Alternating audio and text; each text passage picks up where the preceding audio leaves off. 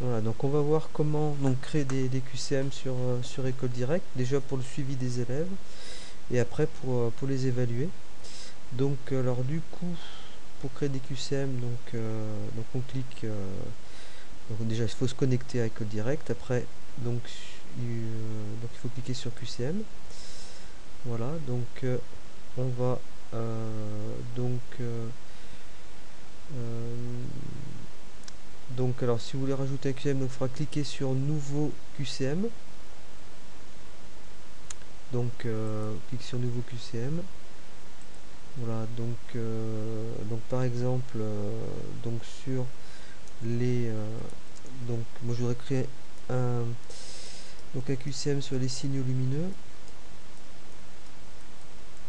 Voilà, donc on peut mettre donc du texte en introduction et en conclusion.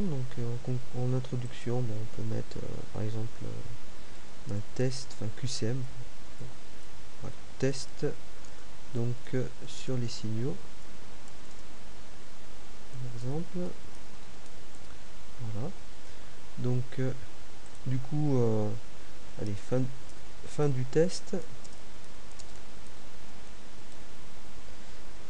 Voilà, si on veut mettre du texte. Alors après, donc on peut afficher de manière aléatoire les questions. Donc cliquer, vous pouvez cocher ou décocher comme vous voulez. Bon, je l'ai pas testé.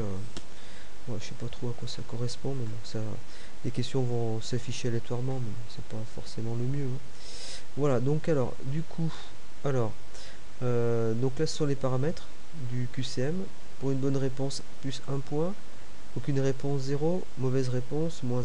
Donc c'est à vous à chercher vos différents paramètres, hein, ce que vous allez noter, différents points. Alors par exemple, si je fais 10 questions, il faut que je mette un point par bonne réponse pour avoir 10 sur 10. Si je fais que 5 questions, je mettrai 2 points par réponse. Voilà, et après je changerai en fonction. Donc on sauvegarde. Voilà, donc là on a notre document qui est créé donc sur les signaux lumineux. Alors on peut donc gérer les questions, donc pour créer des questions, donc gérer les questions. Alors ici il va falloir cliquer sur donc nouvelle question. Voilà, donc première question. On pourra marquer par exemple donc quelle est la vitesse de la lumière.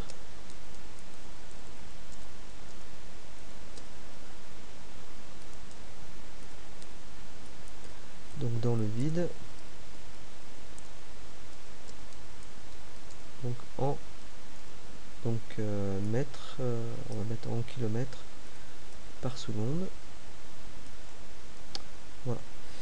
Donc alors du coup on peut donc choisir dans les réponses, alors choix unique, choix multiple, texte à trous. Alors on peut prendre voilà, choix unique. Si on prend choix unique, on peut proposer 340.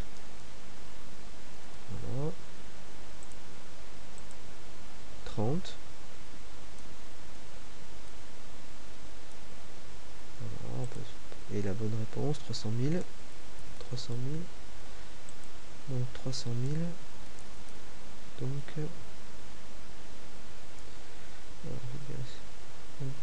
300 000 voilà, donc kilomètres par seconde. Alors donc pour cliquer sur la bonne réponse, donc on la coche. Alors voilà, si on coche 2 fois, on voit que ça devient rouge, donc c'est que c'est pas bon puisque c'est choix unique. Si on se met sur choix multiple, voilà, on peut cliquer sur plusieurs réponses. Voilà. Mais là du coup comme il n'y a qu'une seule réponse, donc on va cliquer sur choix unique. Voilà, enlever le 30 et on a notre réponse. Alors on sauvegarde. Voilà, on peut créer une nouvelle question. Voilà, nouvelle question. Donc du coup on peut noter la question suivante. Alors pour vous montrer plutôt des textes à trous, donc on peut demander aux élèves de compléter. Donc alors, dans les consignes là on peut noter compléter donc on peut demander d'utiliser donc les mots donc suivants. Donc par exemple, alors on peut mettre son, lumière, donc plus. Voilà. Alors là on veut du coup un texte à trous. Vous voyez, on peut noter par exemple que donc la lumière se déplace donc plus vite donc que le son. Voilà, donc du coup bah lorsqu'on veut faire compléter donc par exemple ces lumières, donc on sélectionne lumière, on clique ici, voilà, sur ce bouton. Après donc le plus, enfin il faut sélectionner que le plus, voilà, et le son.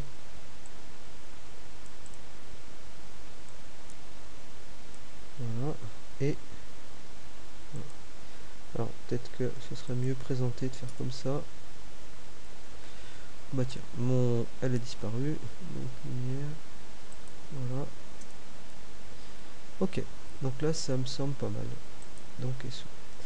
Voilà, puis du coup alors si on veut donc donner voilà, par exemple si l'élève s'est trompé, donc donner une explication dans les commentaires de remédiation, donc on peut voilà, on peut expliquer que ben, la lumière donc rien ne va plus vite que la lumière,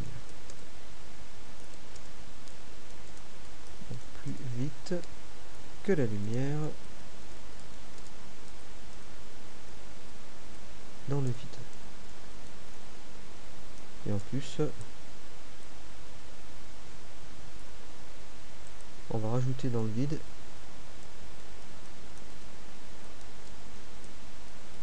voilà, en plus que le son ne se déplace pas dans le vide. Le son ne se déplace pas dans le vide. Voilà, donc c'est bon, point et sauvegarde. Voilà, donc on a notre QCM, on va travailler là-dessus. Donc voilà, donc on revient sur mes QCM. Alors on peut voir un peu à quoi ça ressemble, donc voir le QCM, on clique dessus pour voir un peu ce qu'on a fait. Donc on clique, voilà, démarrer le QCM, et puis vous voyez, vous allez voir donc ce que ça donne. Donc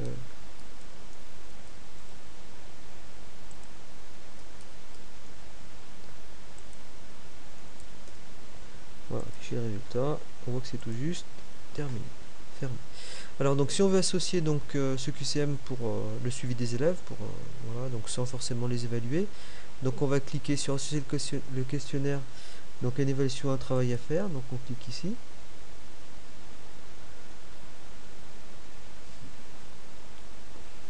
Voilà. Donc travail à faire, on clique sur travail à faire. Alors moi les quatrièmes, par exemple les 4D, non parcours à venir, donc c'est pas ça. Donc je vais voir les 4B, donc je clique sur 4ème B, associer le QCM. Voilà, donc association effectuée et tout est bon. Alors du coup quand on va donc les textes, voilà, vous allez retrouver donc 4ème B, donc ici vous allez retrouver le QCM, donc on clique dessus, voilà, les élèves pourront démarrer ce questionnaire. Voilà, moi je vais fermer. Alors ensuite, si on veut que ce QCM soit évalué, donc il va falloir donc revenir sur QCM. Je reprends mon QCM sur les signaux, donc voir les associations, donc on peut voir le résultat aussi, hein, c'est qui est intéressant. Voilà, Réponse des élèves aussi. Donc on peut voir si les élèves s'ils ont fait juste ou faux. Je trouve que c'est pas mal. C'est bien. Donc alors du coup moi je le supprime cette association. Voilà. Alors donc il va falloir créer donc un devoir. Donc pour pouvoir évaluer. Donc on va dans carnet de notes. Voilà, on clique sur la classe, on avait dit 4e B. Voilà, on va choisir une période valide, le 3e trimestre. Donc dans les notes. Alors, donc là c'est tout bon. Donc, non, c'est pas bon, c'est pas 3e trimestre ça. 3e trimestre. Note. J'ai pas mis de note au 3e trimestre. C'est bizarre.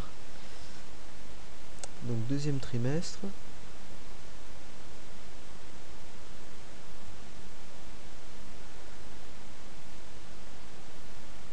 Bon. Donc c'est un petit peu long. Donc là c'est normal. Donc je reviens sur 3e trimestre. Ah, donc c'est mieux. Allez, donc on ajoute une évaluation. Donc QCM1. Voilà. Le type interrogation. Il n'y a pas QCM, donc du coup interrogation. Donc la date, je les ai le mardi, donc 17, donc mardi par exemple. Donc je veux que ça soit noté et j'avais calculé que la note doit être sur 10. Voilà. Bon, si je mets 10 questions. Voilà. Donc je mets des compétences ou pas. Voilà. Donc ça c'est à vous de voir. Donc j'enregistre. Voilà. Donc du coup j'ai créé mon devoir. J'enregistre bien. Il m'a saisi. Il n'y a rien dessus, mais c'est normal. Puisqu'ils n'ont pas fait le devoir encore. Voilà, donc alors après, donc on retourne sur QCM, voilà, donc on clique sur donc l'association, voilà, et on va l'associer à une évaluation sommative.